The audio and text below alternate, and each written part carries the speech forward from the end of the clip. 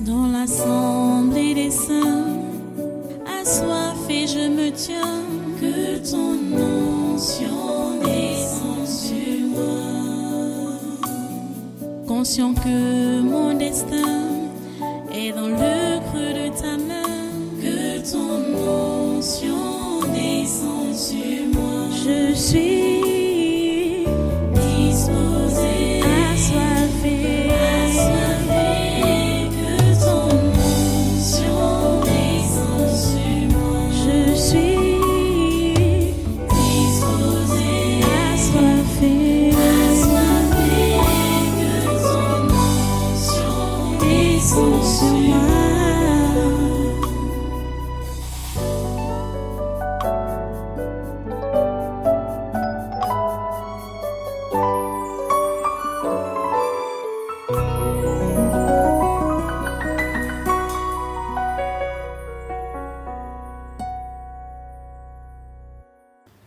Quand Paul exhorte les Corinthiens par rapport à l'assistance aux saints, aux pauvres de Jérusalem, c'est ça qu'il leur dit. Que c'est pour combler le besoin, un besoin pressant. Vous comprenez? Et vous allez comprendre, je vais relire les différents textes qui nous encouragent à la générosité. 1 Jean 3, verset 17 dit, si quelqu'un possède les biens du monde et que voyant son frère dans le besoin, voyant son frère comment? Dans le besoin.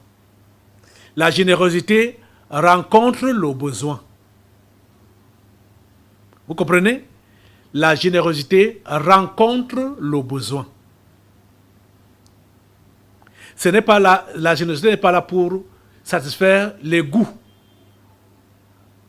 les appétits ou les modes des uns et des autres, pour être aussi comme l'autre. Mais c'est parce qu'il y a besoin. Besoin, c'est ça que la générosité rencontre, le besoin. Si quelqu'un possède les biens du monde et que, voyant son frère dans le besoin, il lui ferme ses entrailles, comment l'amour de Dieu demeure-t-il en lui? Si tu dis donc que tu es de Dieu et que tu aimes, c'est vrai que tu vas connaître un quotidien de troubles, de périls, tu vas connaître des déboires. Et même dans les assistances là,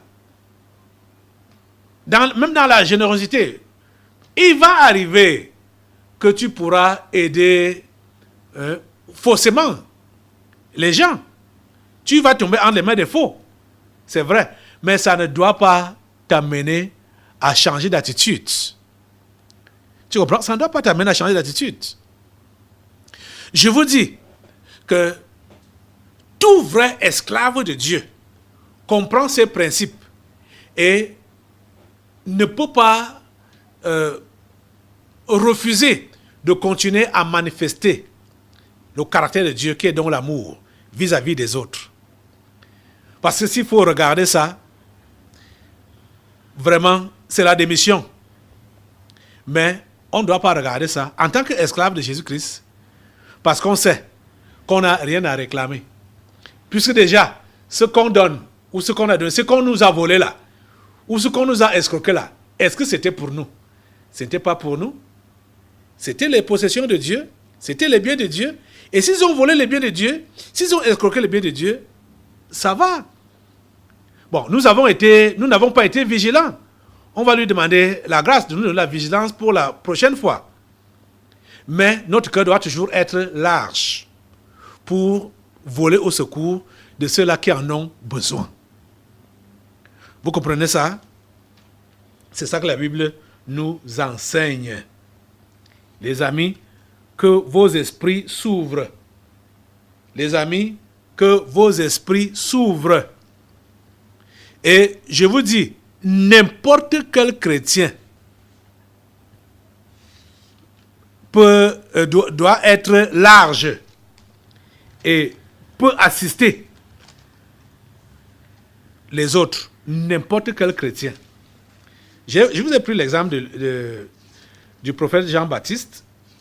Nous allons lire ce qu'il dit. Allons dans Luc au chapitre 3. Luc chapitre 3, verset 11, à commencer au verset 10. Luc chapitre 3. La foule l'interrogeait, disant, « Que devons-nous donc faire ?» Parce qu'il prêchait la repentance, il disait aux gens de se repentir. « Que devons-nous donc faire ?» Verset 11. Il leur dit, « Que celui qui a 2 tuniques partage avec celui qui n'en a point, et que celui qui a de quoi manger agisse de même. » C'est-à-dire, tu as de quoi manger, tu dois donner à celui qui n'en a pas. Tu as 2 tuniques, 2 habits, tu peux donner un à celui qui n'en a pas du tout. C'est comme ça que la générosité commence. Et je vais vous dire que c'est à ce niveau qu'on connaît réellement celui qui a un cœur généreux et celui qui ne l'a pas. Il ne faut pas attendre à voir d'abord des magasins de nourriture ou des magasins d'habits et commencer donc à distribuer le superflu. Non. C'est quand on a un peu et on est capable de partager.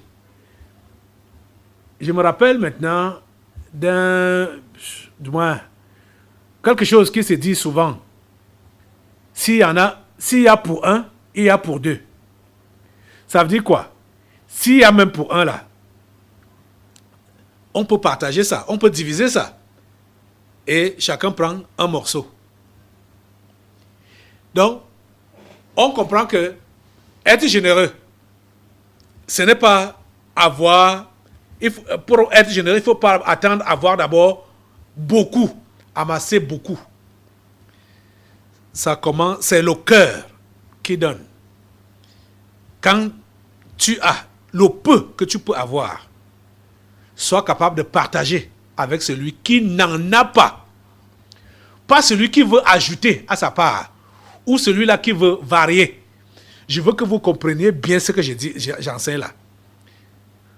Il ne faut pas satisfaire les goûts de ceux-là qui veulent ajouter ou ceux-là qui veulent varier ce qu'ils ont déjà. On rencontre le besoin qui est là. Parce que quelqu'un est dans le manque, quelqu'un est dans le besoin. On rencontre son besoin. Ce n'est pas pour varier, pour qu'il puisse varier, ou bien pour qu'il soit comblé. C'est parce qu'il n'y en a pas du tout qu'on l'assiste. Les uns et les autres doivent apprendre à être contents de ce que Dieu a fait d'eux et de ce que Dieu leur a donné. La chrétienté demande, la vraie piété demande le contentement. Vous comprenez ça? Ça demande le contentement. C'est là je vais terminer par là aujourd'hui. On va continuer dimanche. La vraie piété demande le contentement. Vous comprenez? Il faut...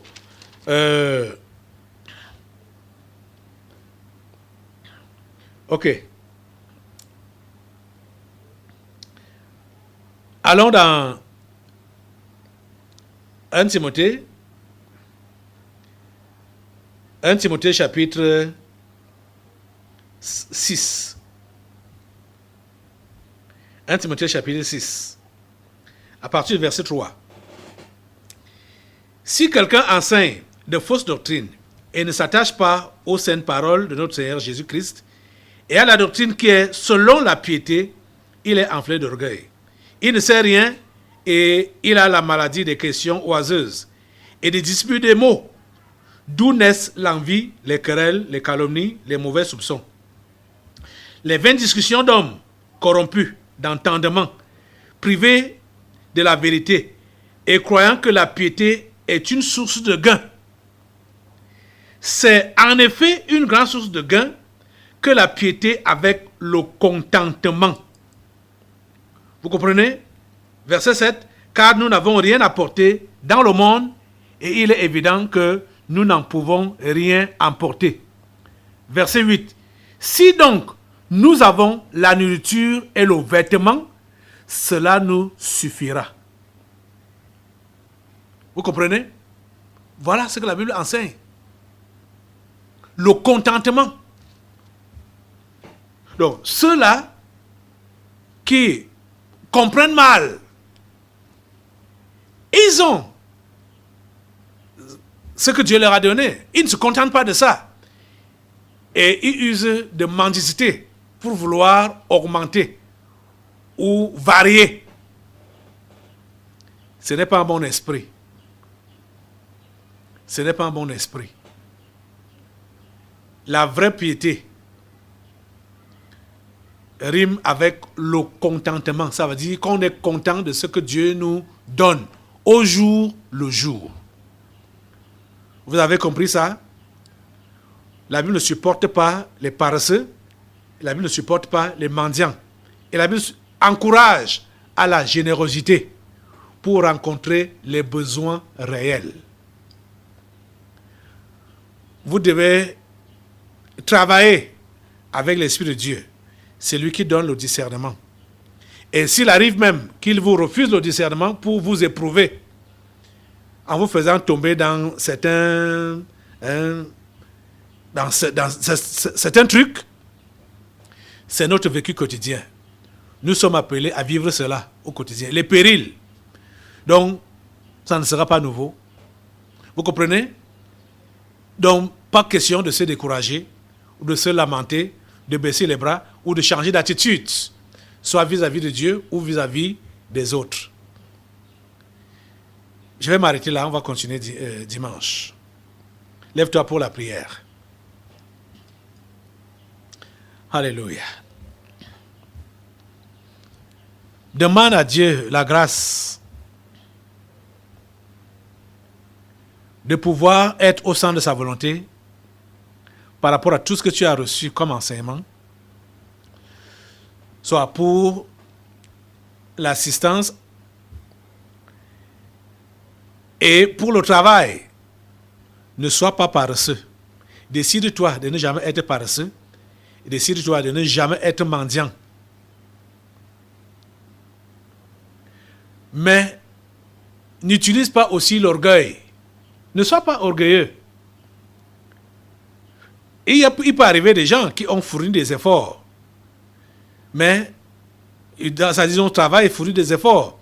Mais, ils n'ont pas pu réussir à avoir, à gagner quelque chose qui va donc les satisfaire. Je veux dire, combler leurs besoins. Et ils se retrouvent dans le besoin, malgré les efforts fournis. Il faut déjà savoir pourquoi les efforts fournis ne sont pas payés. Il faut déjà savoir pourquoi. Et si tu es réellement dans le besoin, malgré les efforts fournis, ne sois pas orgueilleux pour exprimer ton cœur à Dieu d'abord. Et ne fais pas les prières comme comme certains le font là. Oh Dieu, touche tel pour me bénir, touche tel autre pour me bénir. Adresse-toi à Dieu d'abord. Et si tu es vraiment dans un besoin qui nécessite l'intervention de l'Église, fais connaître cela à l'Église. Pas par derrière, bac là. Fais connaître ton besoin à l'Église.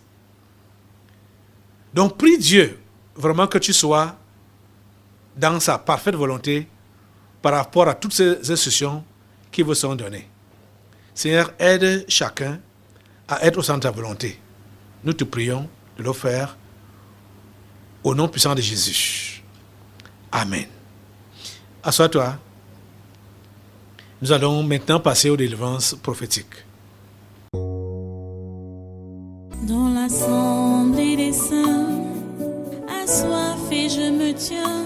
Que ton onction descende sur moi. Conscient que mon destin est dans le creux de ta main. Que ton onction descende sur moi. Je suis